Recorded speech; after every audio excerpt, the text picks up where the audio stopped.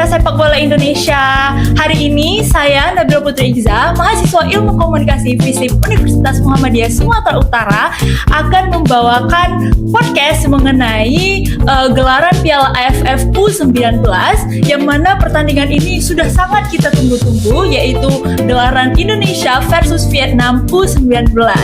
Nah, publik saat ini sudah sangat hangat-hangatnya nih membicarakan mengenai hal tersebut. Kali ini Nabila sudah bersama salah satu narasumber keren kita, yang mana beliau merupakan penggemar dan pecinta sepak bola. Ya, dan juga beliau merupakan Dekan FISIP Universitas Muhammadiyah Sumatera Utara. Selamat datang Bapak Arifin Saleh Siregar, telah mau membagi waktunya sebentar untuk channel Lensa Jurkom kita hari ini. Gimana nih Pak kabarnya kira-kira? Assalamualaikum warahmatullahi wabarakatuh. Selamat pagi untuk semua penonton Lensa Jurkom. Iya Pak. Prodi Ilmu Komunikasi FISIP Universitas Muhammadiyah Sumatera Utara dimanapun berada. Alhamdulillah saya sehat. Terima kasih juga untuk apa namanya? Nabila Pak. Mbak Nabila sudah diundang di podcast yang sangat luar biasa ini, apalagi topiknya juga yang tentang pagelaran atau Piala AFF U19 yang sedang berlangsung di Kota Medan. Mudah-mudahan kemenangan tadi malam timnas U19 melawan Timor Leste juga membuat semua warga Sumatera, khususnya pecinta bola, bahagia dan riang gembira di pagi hari ini. Amin, ya Pak. Nih Pak, di tengah kesibukan Bapak nih, kan Bapak masih menggemari dan mencintai sepak bola. Dengar-dengar katanya Bapak juga ini ya Pak, handal nih dalam bermain sepak bola. Atau pemain profesional bahkan Pak. Jadi memang saya suka bola, suka main bola, suka nonton bola, suka juga mengomentari tentang sepak bola. Alhamdulillah karena diberi kesehatan hingga hari ini di usia 52 tahun, saya masih bisa bermain bola penuh 2 kali 30 menit. Saya juga beberapa kali masih ikut turnamen untuk all crack di Kota Medan ini. Nah, saya tentu juga karena suka bola, di tengah-tengah kesibukan sehari-hari sebagai dekan FISIP USU, sebagai dosen juga, saya juga tidak melewatkan perkembangan atau info-info terkini terkait bola internasional, bola nasional, termasuk juga bola. Keren sekali Bapak, masih sehat buat gitu Pak. Perawakannya juga masih muda loh Pak kelihatannya. Terima kasih, masih bisa pemain bola di tim kan ya? Masih bisa Pak. Nih Pak, di tengah kesibukan Bapak tadi, gimana nih Pak pandangan Bapak terkait performa timnas Indonesia kita nih di ajang Piala AFF U19? Pertama-tama kita harus bersyukur alhamdulillah dulu ya, khususnya kepada penggemar atau publik sepak bola di Sumatera Utara. Karena pada tahun ini PSSI kita membawa turnamen Piala AFF U19 ini ke Kota Medan, Sumatera menjadi tuan rumahnya. Ini kan luar biasa, apalagi memang setelah beberapa fasilitas lapangan sepak bola ada dibangun di Sumatera ini pertama-tama. Jarang-jarang kan, biasanya kan Pulau Jawa kan. Iya betul. Jawa. Medan sebagai tuan rumah ya Pak. Ya, tentu kita sangat apresiasi untuk hal ini. Meskipun di beberapa kejadian ada juga hal-hal yang tidak mengenakan hati dari pagelaran ini ya. Tapi itu biasalah dinamikanya, apalagi kan stadion juga masih baru. Kita mungkin juga seperti juga panitianya juga katakanlah untuk konteks internasional kan. Nah, jadi kalau misalnya seperti tadi malam kan ada mati lampu kan, iya. Kita maklumi aja lah. Ya. Kemudian kan Stadion Madia itu ketika Australia melawan Filipina juga sempat dihentikan karena angin kencang ya. Iya. Kencang. Memang belakangan ini cuaca di Kota Medan sedikit ekstrim ya. Tapi tetap bersahabat kita. Jadi itu tadi alhamdulillah pagelaran ini, event ini dibawa ke Kota Medan atau ke Sumatera. Saya yakin kita juga akan percaya ke depannya juga akan banyak event-event internasional yang akan ada di Kota Medan. Apalagi nanti setelah Stadion Teladan rampung ya, rampung. Sekarang kan meskipun Stadion Teladan sudah dipakai menjadi satu stadion di Piala AFF kan, tapi tanpa penonton ini juga sangat kita sayangkan. Saya sendiri sebenarnya ingin nonton di Stadion Teladan, walaupun buat umat timnas nggak bermain di situ. Saya sudah mencari nanti kalau Teladan dipakai sebagai venue dan penonton boleh masuk, saya akan bisa datang boleh. Saya saksikan lewat televisi saja. Kira-kira yang hari Minggu ini Bapak datang nggak Pak? Akan datang Indonesia versus Vietnam ini? saya sudah berkeinginan akan datang. Saya juga sudah titip tiket ke kawan. Tapi satu sisi ternyata ada juga undangan untuk main all crack di Tanjung Rawa. Jadi saat ini saya nggak dapat. Jadi begini. Tapi seperti nanti pilihannya mungkin akan nonton timnas melawan Vietnam ini kan jarang-jarang kan. Tadi yang all itu mungkin minggu depan atau sebelum depan akan ada lagi. Tapi timnas 19 melawan Vietnam. Kapan lagi ya, Pak? Di Stadion Utama Saudara mungkin akan jarang bisa terjadi. Jadi saya akan nonton dulu. Terus netizen nih banyak yang bilang, Pak, Vietnam ini lawan yang cukup sulit katanya. Gimana nih Pak pandangan Bapak?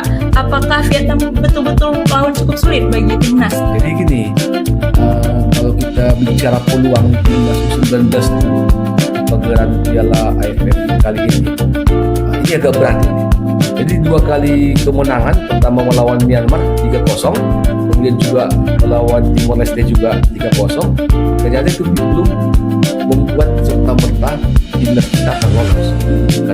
Karena format pertandingan atau format kompetisi atau turnamen yang ada di Piala AFF 19 ini memang agak berbeda ya. Maksudnya kan biasanya kan kalau di grup itu juara dan runner up lolos ke babak berikutnya. Ini kan yang lolos itu otomatis itu ada juara grup. Lolos juara grup otomatis. Nah, ini kan ada 3 grup. Nah, ada 3 grup, ada 3 juara grup yang lolos otomatis, baru nanti ada 1 runner up terbaik. Nah, itu ada lagi aturan berikutnya. Untuk menentukan runner up terbaik itu nanti hasil pertandingan dengan tim juru kunci yang ada di grup itu tidak dihitung. Nanti kalau misalnya Timor Leste menjadi juru kunci di grup Indonesia, grup A, itu tidak akan dihitung dari malam kemenangan yang 3-0 itu. Jadi akan dihitung nanti pasti hasil Indonesia melawan Vietnam, Indonesia melawan Myanmar. Nah, di sebelah, di grup B, posisinya juga sama. Thailand yang nanti akan kita prediksi menjadi juara grup, tapi runner up-nya itu juga bisa muncul runner terbaik ya, bisa muncul dari grup B. Kenapa? Karena Malaysia ternyata kemarin menang 3-0 juga melawan Singapura. Melawan Singapura. Di sana yang juri kuncinya mungkin diprediksi adalah Brunei Darussalam. Thailand kemarin juga menang telak sama Brunei Darussalam. Artinya kan ini kan posisi sekarang kan Indonesia sama Malaysia sama-sama menang sekali dengan skor yang sama 3-0. Nah, memang betul pertandingan penentunya kalau timnas Indonesia melawan Vietnam pada hasil nanti pertandingan itu mati. Kalau seri berarti menunggu runner terbaik. Memang hitungannya harus menang. Nah, soalnya kan ini kan Vietnam juga hari ini adalah tim yang digadang-gadang diprediksi banyak orang juga akan keluar sebagai juara grup di grup lain. Makanya ini kita tunggulah bagaimana nanti racikan, bagaimana nanti formasi, bagaimana strategi yang akan disusun Coach Mopao untuk melawan Vietnam ini. Pertandingan terakhir timnas U19 kita melawan Vietnam itu ada di tahun 2022. Kalau nggak salah di Bekasi, lawannya hasilnya 0-0. Waktu itu Vietnam itu bukan Vietnam seperti hari ini. Nah, apa keunggulan timnas U19 kita pada pagi hari ini? Saya melihat postur fisiknya. Fisiknya mungkin bagus lah. Tapi kalau dibandingkan kemarin dengan pemain Myanmar ya, posturnya akan kalah itu. Jadi dari konteks postur fisik, itu menjadi keunggulan Indonesia. Tapi kalau stamina, saya belum yakin. Ternyata postur fisik itu tidak sejalan dengan stamina. Ini berarti tugas Nova ini kan pertama lawan Myanmar 3-0, Nova memainkan skuad pilihannya, tapi ketika pertandingan lawan Timor Leste dia juga mencoba merubah formasi dengan mengutak-atik mengganti pemain inti yang bermain dan juga cadangan yang berikutnya, hasilnya sama-sama 3-0. Nah, celakanya saya melihat mohon maaf di timnas U19 ini belum ada muncul sosok pemain yang menonjol. Itu dia, belum ada sosok pemain yang menonjol. Itu yang sebenarnya kita seharusnya di setiap skuad itu setidaknya ada 2 atau 3 yang memang dibanggakan tim yang mau menonjol. Itu kan dari penerima misalnya kan. Di Australia itu luar biasa, ada tim yang 5 gol dicetaknya. Ya, di Thailand juga ada yang benar-benar. Itu nggak muncul. Ini tugas berat memang Coach Nova. Terus selain hasil yang menurut Bapak itu dari tadi postur dan juga stamina, apalagi nih Pak yang harus kita waspadai nih untuk timnas melawan Vietnam? Iya, intinya kan harus menang. Iya. Kalau Sri, ya berharap pelajaran yang terbaik. Iya. Nah kalau di sebelah di grup B misalnya Malaysia juga atau dengan juga hasil yang sama ya kan itu gawat kan? Iya sih. Karena Malaysia tadi kan menang juga sama Singapura 3-0. Oke lah kita asumsikan lah di situ Singapura peringkat 3, Brunei sudah kunci nggak dihitung. Tapi kan Malaysia Singapura 3-0, sama Indonesia Myanmar 3-0. Di sana juaranya misalnya Thailand. Ya kan jadi masih repot. Jadi harga mati bagi timnas untuk memenangkan laga melawan Vietnam di hari Minggu ini. Nggak ada istilah harus selesai, tapi harus menang. Nah, tapi kan istilahnya kan kalau kita secara matematika ya, kalau kita lihat hasilnya Vietnam kan bisa mengalahkan Myanmar malah 5-0. Iya. Dan cuma 3-0, makanya selisih golnya kan Vietnam di atas kan. Dengan itu dia matematika, tapi kan akan berbeda ketika di lapangan. Jadi ini tadi Nova harus bisa memang menginput di mana kelemahan dari pemain-pemain Vietnam itu. Tentu pertama dia mengandalkan postur tubuh fisik yang diunggulkan oleh pemain-pemain kita. Kemudian apalagi dia juga harus bisa memanfaatkan kekuatan supporter penonton. Saya yakin bahwa penonton semua utara, penonton di Kota Medan, penonton timnas baik dari berbagai kota ke Sumatera itu juga sangat total mendukung timnas U19. Kita lihat itu bagaimana atmosfernya ketika pertandingan pertama melawan Myanmar itu ya. Nah, kita harap nanti di melawan Vietnam itu akan lebih luar biasa. Mudah-mudahan nanti supporter penonton bisa menjadi pemain 12 yang akan mendukung ya membawa kemenangan timnas kita melawan Vietnam. Terus selain hasil pertandingan nih Pak, pelajaran apa sih yang terbesar yang kita bisa peroleh dari gelaran AFF U19 ini Pak? Ya, ini tadi pertama soal persiapan kita sebagai penyelenggara ya. Jujur aja kan kita memang belum maksimal. Pertama itu tadi kan kita gadang-gadang bahwa Teladan itu akan menjadi salah satu tempat pertandingan tapi dengan penonton. Ya. Tapi ternyata meskipun sudah dikubur cepat ya, ternyata kondisi tempat duduk ya, lapangan sudah oke, tapi kondisi tempat duduk tribun tidak memungkinkan untuk memberi fasilitas penonton dalam laga Piala AFF ini. Makanya di sana B pertandingan tanpa penonton. Sayang sekali. Iya. Saya yakin sekali kalau itu tanpa penonton pastilah publik penggemar juga pemain-pemain muda di Kota Medan ini di Sumatera ini pasti ingin juga itu menonton bagaimana cara bermainnya Thailand ya kan, bagaimana cara bermainnya Malaysia kan. Nah, bukan di tempat kita rugi di situ. Itu pertama. Ini kan soal kesiapan juga. Termasuk apa yang semalam itu tadi kan catatan juga itu ketika mati lampu itu kan catatan juga. Kita jangan nyalakan alam itu kan, jangan nyalakan cuaca lah kan. Saya nonton di rumah, kebetulan nonton di rumah karena hujan lebat, kita bingung juga. Biasa kan mati lampu di rumah kan, ketika ada lagi televisi kita bingung. Jadi mati di lapangan di stadion. Di rumah terang benderang, di studio di televisi swasta terang benderang juga.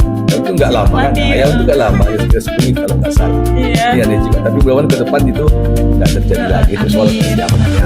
Kedua itu tadi. Kegiatan ini juga event juga harus bisa dimanfaatkan para pemain-pemain, para klub-klub kan yang ada di Kota Medan dan sekitarnya ini. Dengan tadi kan syukurlah misalnya kan ada 10 negara ya dengan segala cara permainannya, dengan segala model pemain itu datang ke kita dan itu kan bisa kita tonton langsung gitu. Dan harganya juga harga tiketnya kan saya itu ya terjangkau lah. Tapi saya berharap juga ini di Vietnam ini nanti lawan Vietnam ini setidaknya juga kalaupun tidak penurunan harga tiket ya.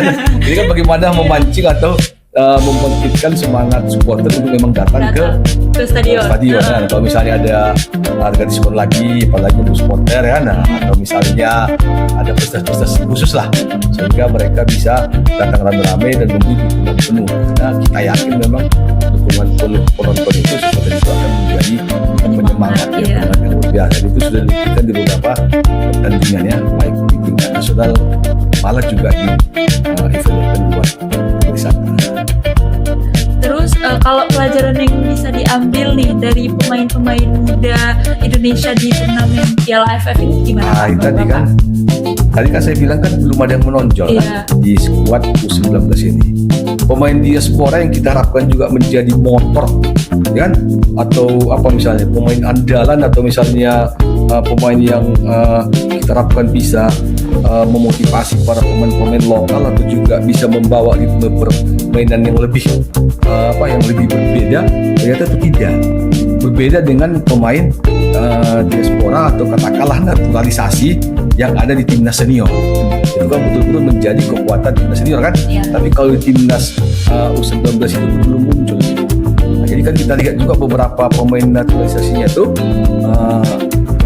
tadi ya, itu kita lihat dulu ya masih apalah beda dengan pemain lokalnya lah. Malah saya sepakat di U19 ini malah justru menonjol pemain-pemain kitanya dibanding yang diaspora atau katakanlah yang naturalisasi yang tadi itu kan siapa Irfan Siregar ya. Irfan Siregar itu kan posturnya bagus kan, paling stamina aja mungkin yang perlu diperbaiki. Kalau siapa yang mencetak 2 gol itu Dimas ya. Dimas ya. Dimas juga oke. Misalnya Arkan kakak kan. Arkan ya. Dulu kan waktu AFF 2 tahun lalu kan dia memang dan dibully kan. Karena yang permainannya nggak sesuai ekspektasi oleh supporter kan. Tapi sekarang kan dia membuktikan ada perubahan dia. Posturnya juga makin bagus, kecepatannya juga makin bagus, tendangannya juga makin bagus. Berarti kan memang ada sentuhan pelatih di situ. Nah, ini kan ke depan tim ini kan tidak hanya sebatas di Piala AFF ini. Tim ini juga akan dipersiapkan nanti untuk Piala Asia U20. Ini kan U20. Nah, tentu tantangannya kan pasti akan lebih berat tingkat Asia.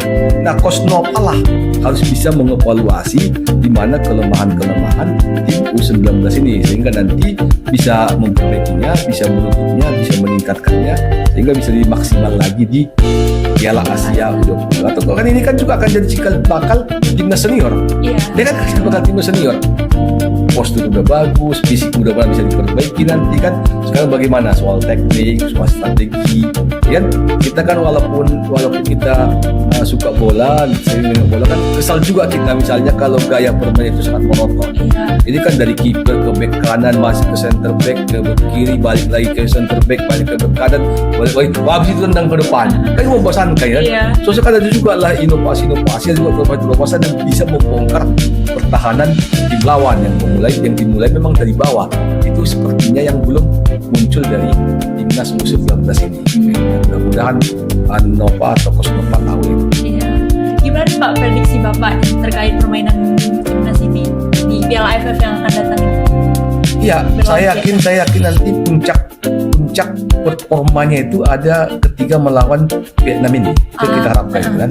Itu puncaknya kan. Kita memang ini kan kalau dari strateginya, dari level permainnya kan ada peningkatan ya. Ketika melawan Myanmar, kemudian kan Myanmar kan kita harus sepakat juga beberapa gol di situ kan bisa kita bilang itu gol bukan yang muncul dari strategi atau alur permainan yang dibangun dari bawah tengah, tapi ada beberapa gol yang blundernya kiper kan. Tapi ketika pertandingan Timor Leste sana kan kekompakan tim, strategi permainan sudah mulai nampak. Jadi ada tren peningkatan permainan dari laga pertama ke laga kedua. Nah, kita harap puncaknya memang di laga pamungkas di grup A ini.